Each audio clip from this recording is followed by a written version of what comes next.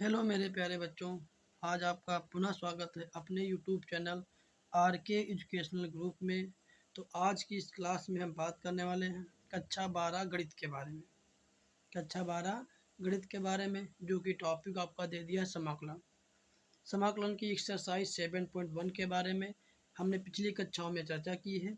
यदि आप हमारे चैनल पर नए हैं तो चैनल को सब्सक्राइब कीजिए, बेल आइकन को प्रेस कीजिए और पिछली कक्षाओं को देखने का फुल आनंद लीजिए।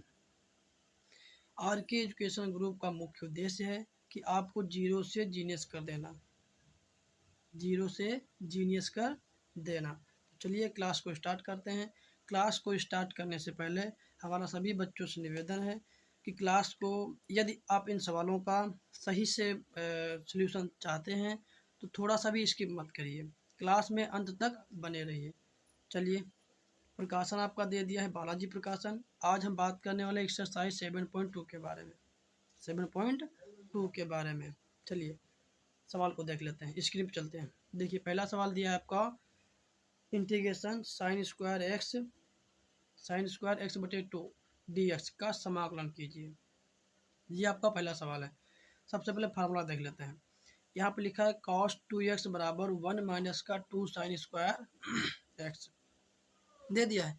अब देखिए हाफ एंगल में cos x बराबर हो जाएगा 1 माइनस 2 साइन स्क्वायर एक्स बटे 2, क्योंकि एंगल का जो बटा है, एंगल जो घटेगा या जुड़ेगा या गुणा होगा या भाग होगा तो एंगल में ही होगा।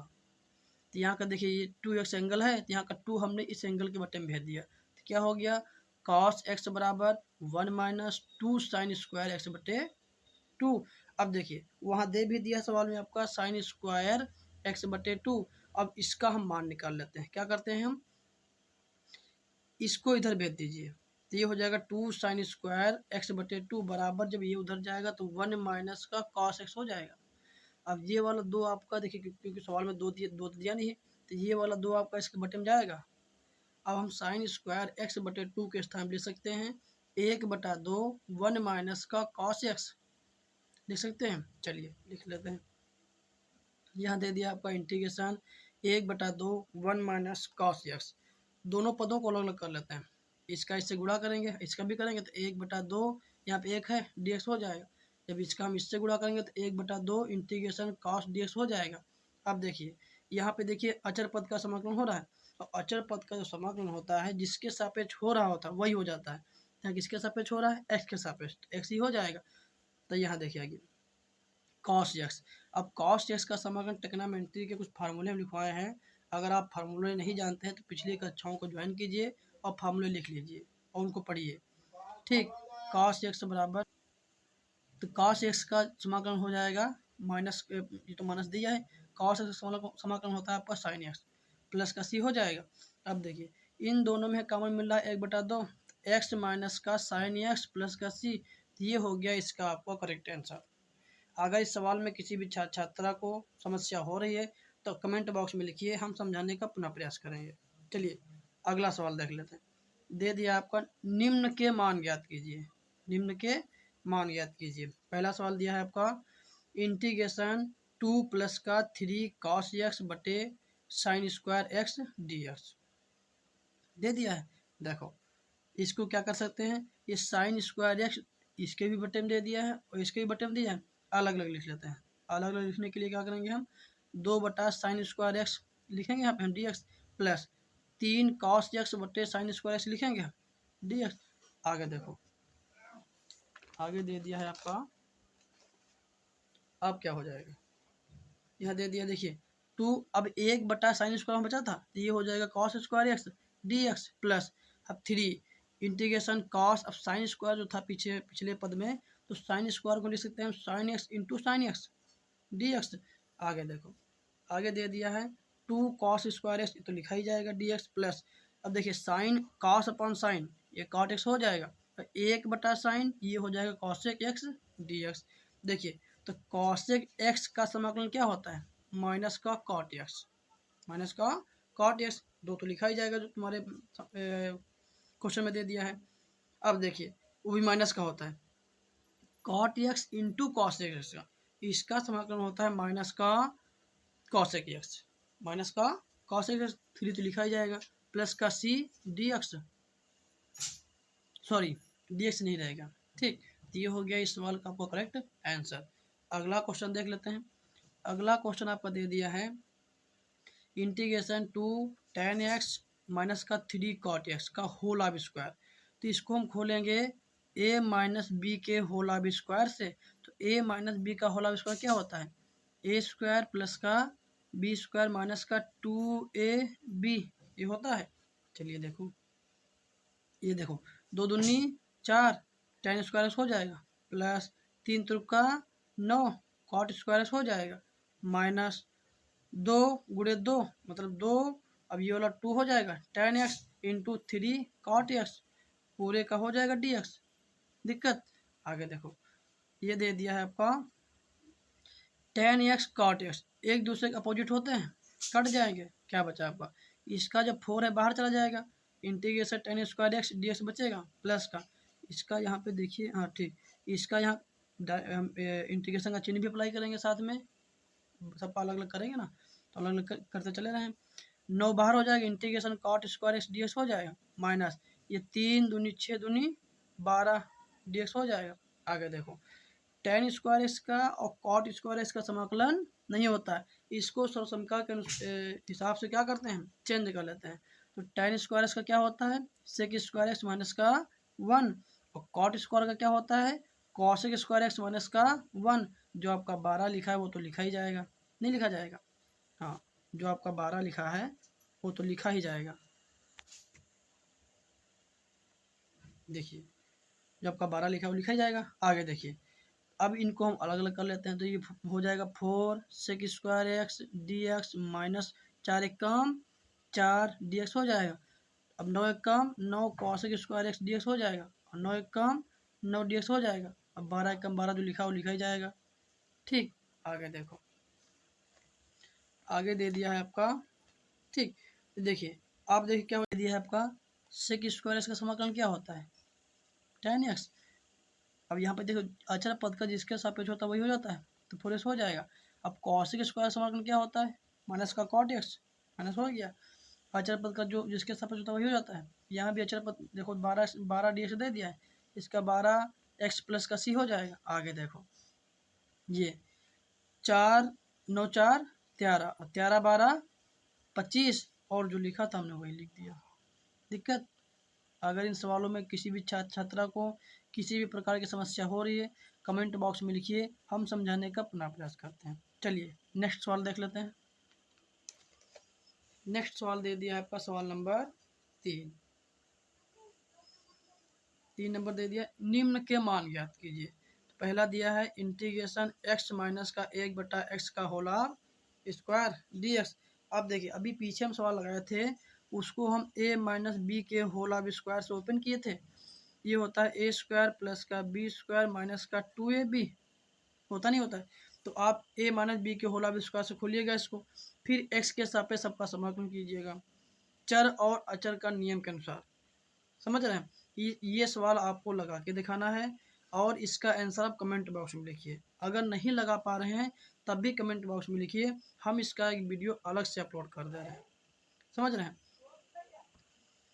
इसका आप आंसर कमेंट बॉक्स में ज़रूर दीजिएगा, मत लगा पाइएगा तो ये भी लिखिएगा, तो हम समझाने का अपना प्रयास करेंगे। समझ रहे हैं, इसका हम एक वीडियो अलग से अपलोड कर रहे हैं। चलिए नेक्स्ट सवाल देख लेते हैं। ये दे दिया है इंटीग्रेशन 1 प्लस का एक्स का होल ऑफ स्क्वायर बटे अंडर रूट एक्स दे दिया है डी एक्स में। क्या करते हैं, इसको हम सबसे पहले ए प्लस बी के होल ऑफ स्क्वायर खोलते हैं। ए प्लस बी के होल ऑफ स्क्वायर क्या होता है, ए स्क्वायर प्लस का बी स्क्वायर प्लस का 2ab, ये होता है। एक का स्क्वायर एक हो जाएगा, एक्स का square x square plus 2ab, 2 एक कम 2x बटे, अब देखिए अंडर रूट एक्स को लिखेंगे हम 1/2। अब देखिए, ये 1 की पावर 1/2 सबके बटे में है, तो इसको हम सबके बटे में बारी बारी से रख दिया। दिक्कत, 1/x की पावर 1/2, एक्स स्क्वायर बटे एक्स की पावर 1/2 प्लस 2 बाहर कर दिया, इंटीग्रेशन एक्स की पावर एक्स बटे एक्स स्क्वायर एक्स की पावर 1/2 dx हो जाएगा। आप क्या करते हैं, इसको ले जाते हैं हम ऊपर, यहाँ पे ले गए, देखो इसको हम ले जाएंगे। देखिए, जब ये ऊपर जाएगा तो घात माइनस की हो जाएगी, सब में माइनस हो गई। अब क्या करते हैं, अब इसको जोड़िए। देखिए ये तो जुड़ेगा नहीं, इसके गुणे को दिया नहीं। यहाँ पे देखिए एक्स की पावर 2 दे दिया, एक्स की पावर माइनस 1/2 दिया है। अब एक्स की पावर 2 में माइनस 1/2 करिए तो ये बराबर बचेगा 3/2। बचेगा नहीं बचेगा? ठीक, ये बचेगा आपका 3/2। अब यहाँ पे एक से घटाइए आप 1/2, मतलब एक से घटाइए आधा तो आधे तो बचेगा। अब एक देखिए प्लस का है तो ये जो आधा बचेगा उधर वो भी तो प्लस का ही बचेगा। आगे देखिए इसका हम चर के हिसाब से समाकलन कर लेते हैं। तो चर में जब चर का समाकलन होता है उसमें घात में एक ऐड होता है और ऐड से घात नीचे बटे में आती है। तो माइनस का 1/2 प्लस का 1 दिया है, नीचे भी वैसे लिखा है। यहाँ पे 3/2 प्लस का 1, नीचे भी वैसे लिखा है 3/2 प्लस का 1। 1/2 प्लस का 1 दिया है, नीचे भी 1/2 प्लस का 1 दे दिया है, प्लस का सी। आगे देखो अभी हमने क्या बताया था कि एक में जब घटता है 1/2 प्लस का बचता है, यहाँ पे बचा था वही यहाँ भी बचेगा, 1/2 लिखा। अब 3 2 5, अब इसका हम एक मान के करेंगे 3 गुणा, तो 2 1 कम 3 1 कम 3, 2 1 कम 2/3, तो 5/2 हो जाएगा, 5/2। अब एक में जोड़िए आधा मतलब 1.5, कितना हो जाएगा? 1.5 हो जाएगा। 1.5 का मतलब ये हो गया कि 3 का आधा, 3 का आधा। वैसे यहाँ भी लिखा है, आप देखिए ये देखिए बटे का बटा है तो ये जाएगा इसके गुणे में, 2x² 2 एक्स की पावर 1/2 हो जाएगा। ये भी हो जाएगा 2/5 एक्स की पावर 5/2। ये हो जाएगा आपका 2 दूनी 4/3 एक्स की पावर 3/2 प्लस का सी। दिक्कत, अगर इन सवालों में किसी भी छात्रों को दिक्कत हो रही है तो कमेंट बॉक्स में जरूर लिखिएगा, हम पुनः समझाएंगे। अगला सवाल देख लेते हैं। अगला सवाल दे दिया है आपका स्क्रीन पे दिया है, देखिए ये दे दिया है इंटीग्रेशन x² प्लस का 1 dx। ये बहुत ही मोस्ट सवाल है, ये परीक्षाओं में कई बार पूछा गया है, परीक्षाओं में कई ही बार पूछा गया। देखिए इसको हल करने का तरीका कठिन नहीं है, देखिए बहुत सिंपल सवाल है। क्या करना है इसमें, अगर ऐसा सवाल मिल रहा है आपको तो उसमें करना ये होता है कि ऊपर एक जोड़ लीजिए और एक घटा दीजिए, तो जोड़े हुए के नीचे बटे में लिख दीजिए और घटाए हुए के बटे में लिख दीजिए। तो क्या करते हैं, x² प्लस का 1 बटे x² प्लस का 1 लिखे हम, माइनस अब एक के बटे में इसको लिखेंगे हम, लिख दिए। अब ये कट जाएगा, कट गया। जब ये कट गया तो क्या बचा, यहाँ पे एक बचा, यहाँ पे 1/x² प्लस का 1 dx हो गया। अब इसका करेंगे अचर के सापेक्ष, इसका करेंगे फार्मूले के सापेक्ष। तो इसका क्या हो जाएगा, जिस अचर का समाकलन करते हैं तो जिसके सापेक्ष हो रहा होता है वही हो जाता है, तो यहाँ हो जाएगा x। अब जिसका देखिए इसका समाकलन होता है आपका tan² x प्लस का c। दिक्कत, चलिए नेक्स्ट सवाल के बारे में बात करते हैं। ये तीसरे का चौथा क्वेश्चन है।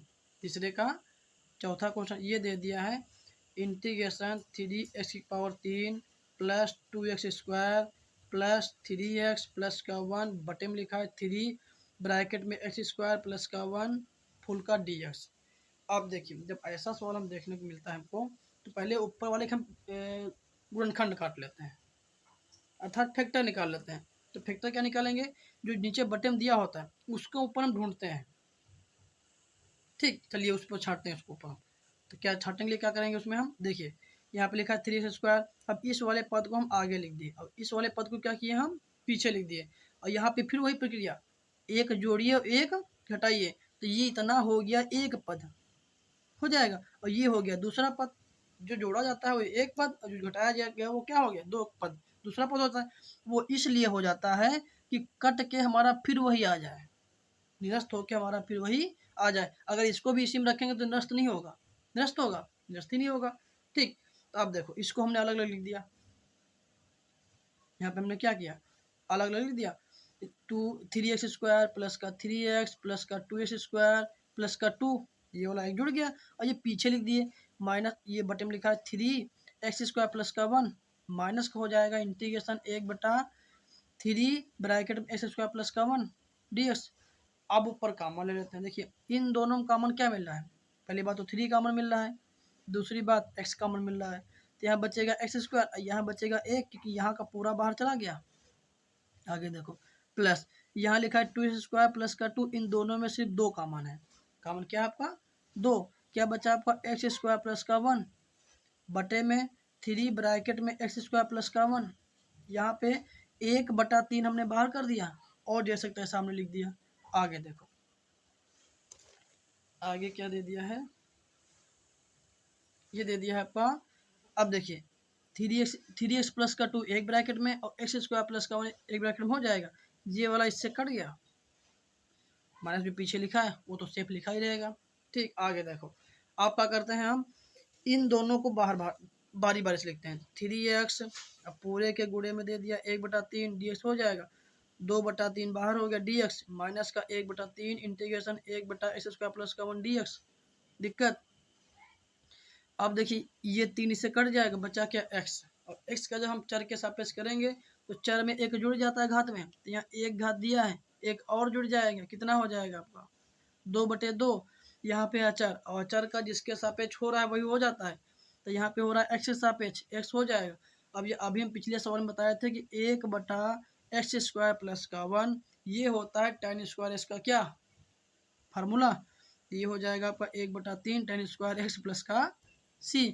यदि इन सवालों में किसी भी छात्र छात्रा को किसी भी स्टेप में समस्या हो रही है तो कमेंट बॉक्स में जरूर लिखिएगा आप, हम पुनः समझाएंगे कि हमें भी पता चले किन छात्र छात्राओं को समझ में आ रहा है और किन छात्र छात्राओं को समझ में नहीं आ रहा है। तो वीडियो की क्वालिटी हम और बढ़ा सकते हैं, वीडियो क्वालिटी हम और बढ़ा दें। और समस्या ये है, अगर आप वीडियो को देख रहे हैं तो कमेंट में जरूर लिखना, कमेंट करिए और लाइक भी करिए। अगर वीडियो आपको पसंद आ रहा है तो वीडियो को लाइक जरूर करो, ताकि हमको मोटिवेट मिल जाता है कि आपको ये वीडियो लाइक मतलब पसंद है, वीडियो आपको क्या है ये पसंद है, समझ रहे हैं। यदि हमारे चैनल पे आप नए हैं तो चैनल को सब्सक्राइब जरूर कीजिए, ताकि ऐसे वीडियो और भी देखने को आपको लाभ मिले, क्योंकि हम हमें बारी बारी से डे बाय डे हम ऐसे वीडियो अपलोड करते रहते हैं। हमारे RK एजुकेशनल ग्रुप का उद्देश्य यही है कि फिजिक्स और मैथ के ऑल क्वेश्चनों का सही से उत्तर देना, समझ रहे हैं। जय हिंद, जय भारत।